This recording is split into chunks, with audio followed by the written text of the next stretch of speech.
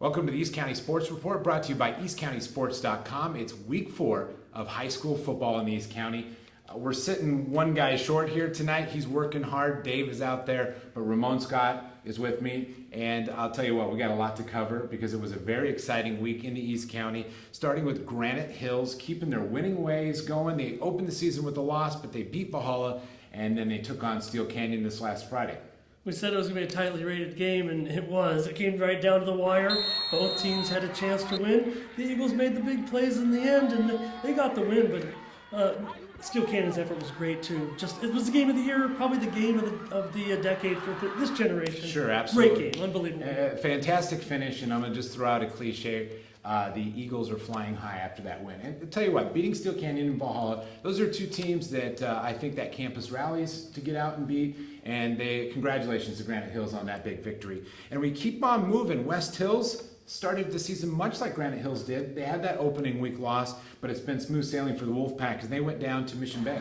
Yeah, I went out to that game, and great defense by the Wolfpack. They shut out the Bucks 28-0. Jake Callahan led the defense in that one, and West Hills got off in top. They went right down the field, scored early, kept the pressure on. Just a great effort. I'm sure the coaches were very, very happy with the way West Hills did. El Cajon Valley, emotional week for them. They go out and they get the win against Claremont, who came in 2-0, and so the Braves getting in the win column. I mean, that was the story. Claremont came in undefeated, and some news came out earlier in the week. Coach Pizziona had been let go of his job. They brought in Nick Williams, the vice principal, to take over as coach. The Braves rallied around the situation. Who could do that really, John? I mean, we couldn't compete if we were out there. I mean, it's just so much emotion when something like that happens to kids and families and everyone involved. The Braves players, much credit and respect to them. They went out there and did an incredible job. Oh, it just makes me feel so good inside the way they performed in that game. And B. Claremont ran all over them, actually. And the slogan over there at El Cajon Valley, be brave, and they definitely were brave in victory. Good job, El Cajon. Valhalla High School gets themselves back off the mat. They head over to Mount Miguel, and they get a victory. Yeah, and it was a very good game. Mount Miguel did very well. We thought maybe Valhalla might have the upper hand in that one, and indeed they did. They just made a few more big plays and got the job done, and great defense by Valhalla, slowing down Mount Miguel's speed game of Pacheco and Green.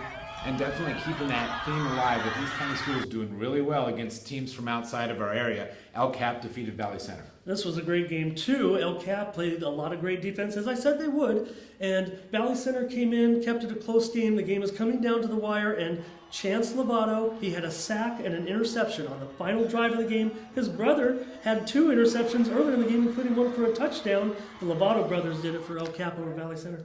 Everybody seems to be hitting that high gear. We're just a couple weeks away from league, really, and we'll be pretty excited to see if that momentum for these teams carries them in. And we're on to week 4 now. Big week in the East County. That top game probably, they're all top games, depending on if it's your high school or not, but you can't ignore Cathedral versus Helix, part of the touchdowns against Cancer. Tell us a little bit about the touchdowns against Cancer. All the games this week and next week are part of the touchdowns against cancer promotion, if you will. Fight against childhood cancers. Go to touchdownsagainstcancer.com. Pledge for every touchdown scored. Let's get some touchdowns. Let's have some high scores this week, guys. Offenses. Hey, let's not let the defenses go away either. Let's get some pick sixes and some scoop and scores. Everyone in the end zone this week. Now, Cathedral comes in, probably not as loaded as they have been, but definitely don't want to sleep on Cathedral. And Helix obviously probably wants to prove a point or two.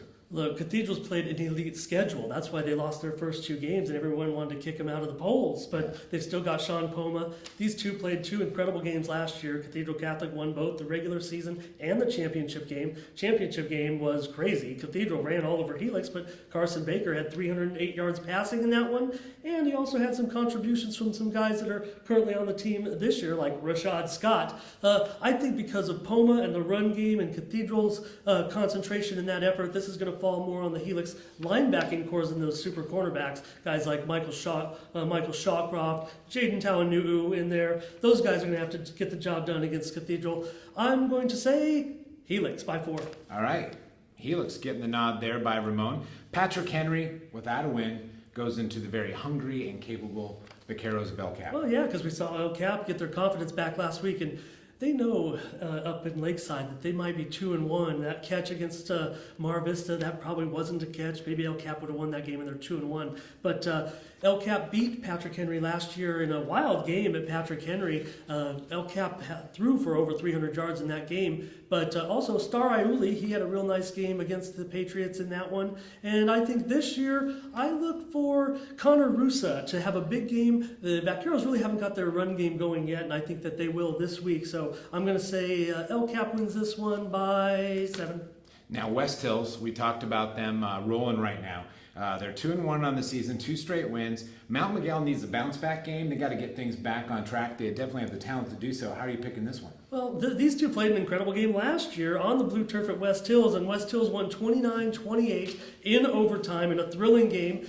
Shamar Green did have some big runs for Mount Miguel in that one, but West Hills got the big play at the end and the 2-point conversion in overtime that was just incredible. I think this time the Matadors with Pacheco and Green, they're going to look to try to keep the score low. West Hills offense with Jordan Young, and now Austin Dill has provided some rushing in that game against Mission Bay last week, but I want you to look out for the fantasy vulture, Ricky Wilson. He got up there and took 2 touchdowns in that game against Mission Bay, stealing all the headlines for only a few yards rushing, but they got that win. Let's go in this one, West Hills by 1 point. Okay, wow.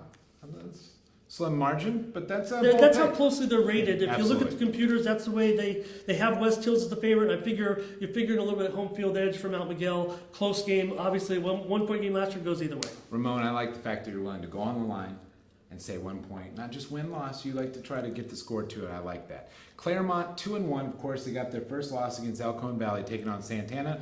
Santana 1-2. They want to get up to even, and maybe they can do that against Claremont. Yeah, well, we saw what the Braves did to Claremont. They ran all over them with Garner and Daryl Davis. So I think the Sultans, even though we know them as maybe a team that's had some prolific passing, and they've had a good few passing games this season with Josh and the receivers, but I think Dale Ginshaw, Ian Litton, let's keep it on the ground with the Sultans this week, and let's churn some rushing yards. I think that's the answer to beat Claremont. The Sultans soothsayers, they're kind of skeptical about their chances still, but this really should be no problem. This is the Sultans by 9. All right, we're about that halfway point of all our predictions for this week. Castile, a team that, I haven't heard a lot about, but they're 3-0, taking on Monte Vista, 2-1. What makes this game so interesting, they're from Queen Creek, Arizona, and of course they're kind of a smaller roster. They've played kind of a weak schedule, but it's only their second year of varsity out there. They're in one of those growing traction communities. Sure. They're already one of the favorites in 3A this year, and they're going to be moving up to 5A soon because that community is just growing, and they've already got a churning football program that looks like they're going to be one of the powers in that area. So it's going to be up to the Monarchs, and let's talk about it right now with Jamon McClendon. 333 yards last week. That was a Monte Vista school record, and that's a school with a lot of great running backs. He beat Ray Brathwaite's record, and you can't forget about backs like Mack and Wiley. So Jamon's only a junior, and that's the way they're going to have to do it against Castile. Castile has a quarterback who's gotten some looks from NAU and ASU, and his name is Cruz, and he's pretty good. He's had some big numbers so far. I look for Blake Schmidt, Marco Barragon to kind of try to get to them and put some pressure on them. Castile's a very good team. I like Castile to come in and win this one, probably by a touchdown. The Braves, fresh off their win, taking on undefeated Crawford. This is a really interesting matchup here. Yeah, Crawford got all the big news today in the UT with the big write-up about their program. Is just great news over there. Sure. Really at Crawford. They're undefeated right now. They're finally getting their football stadium finished later in October, and just a lot of great positive energy. I mean, they only field not even two full units, so 20 players, 18 players. They were talking about in the paper today. And get this, their quarterback, Sean Balala, went on one of those other podcasts, Southern California Prep Insider, do a great job. And he said that his team would win this game 40-20. Wow. So I don't need to say any more to the Braves. The only problem I have in this situation is, in any level of sports, the emotion that the Braves had last week in winning that game. It's the most difficult thing in any kind of sport, at any level, is to come back the next game and play with that same emotion.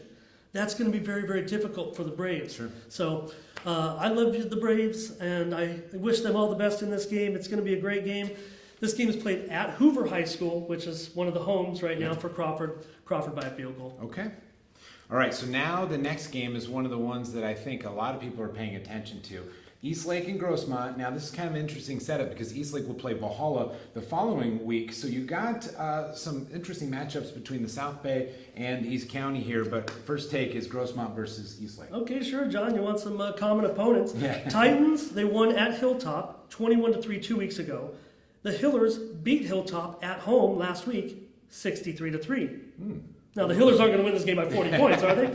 I don't know. No, but still, I think the key to stopping Eastlake is stopping former Little League great Micah Patella-Wiggs, the long-haired kid from back in the Little League days. He's actually a super speedster right now that's already scored 6 touchdowns, 3 on the ground, 3 through the air. So guys like Sanderlin, Lyra, Noah Kress, the Grossmont has to force turnovers, just like they did last week when they forced 5 turnovers. Get the ball away from Eastlake, keep Micah Patella-Wiggs out of the end zone. Eastlake also has a home run threat, Jalen Jackson, who averages 33 yards a catch. He already has a couple touchdowns. So clamp down on Eastlake's big play threat, and Grossmont, I think, can get it done with Odom and his receivers all in sync right now.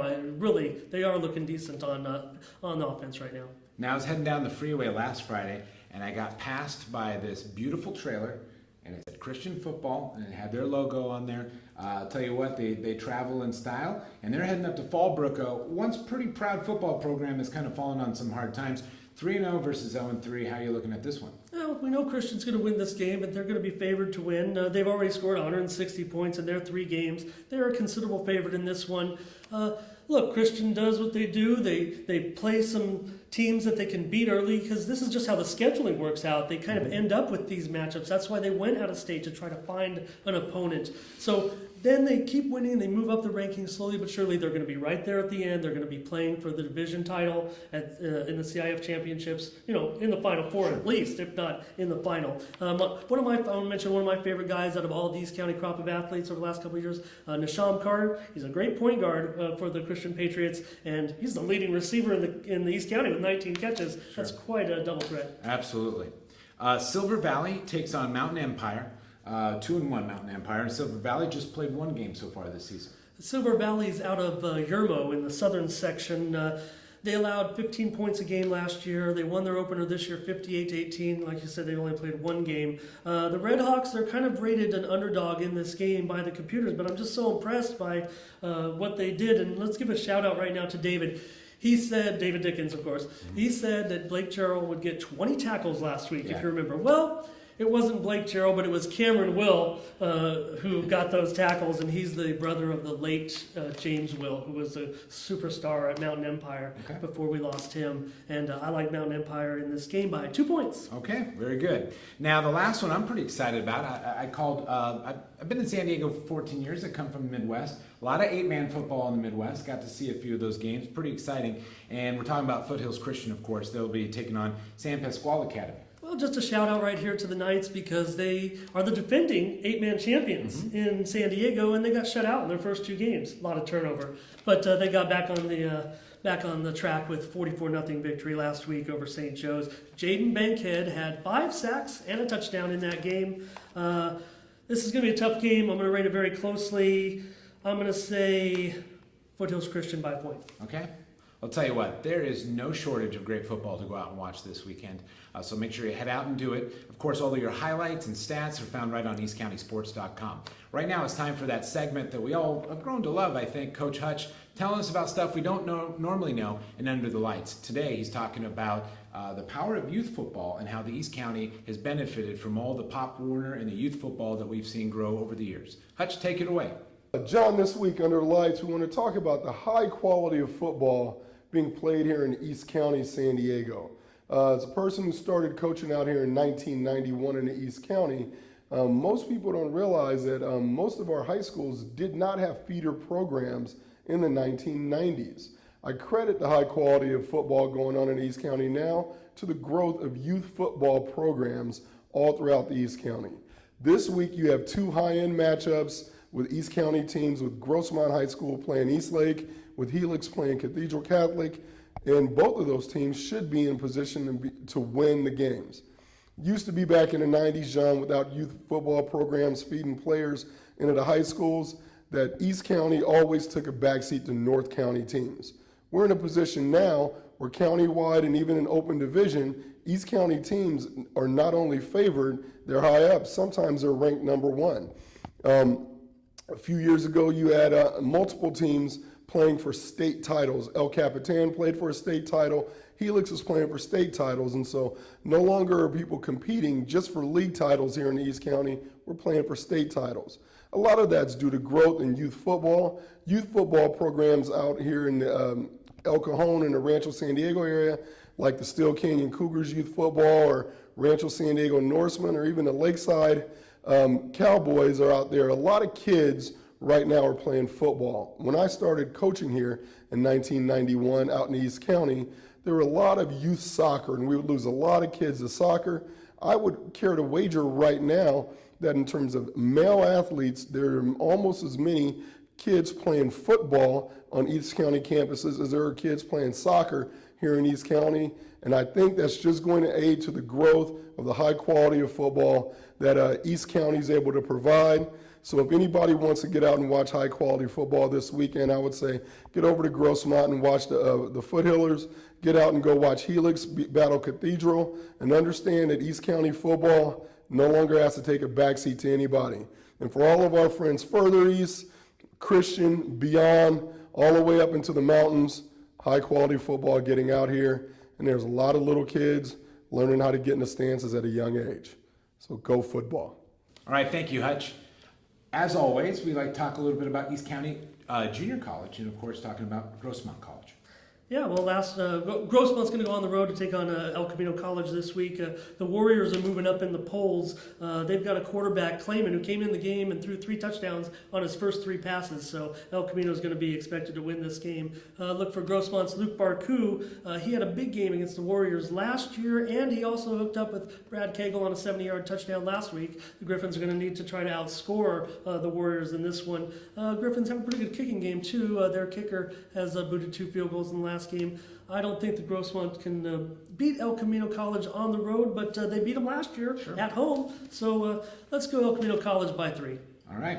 Thanks again for joining us here on the East County Sports Report. For all the inside information, head on over to eastcountysports.com. And of course, we'll see you next week on another East County Sports Report.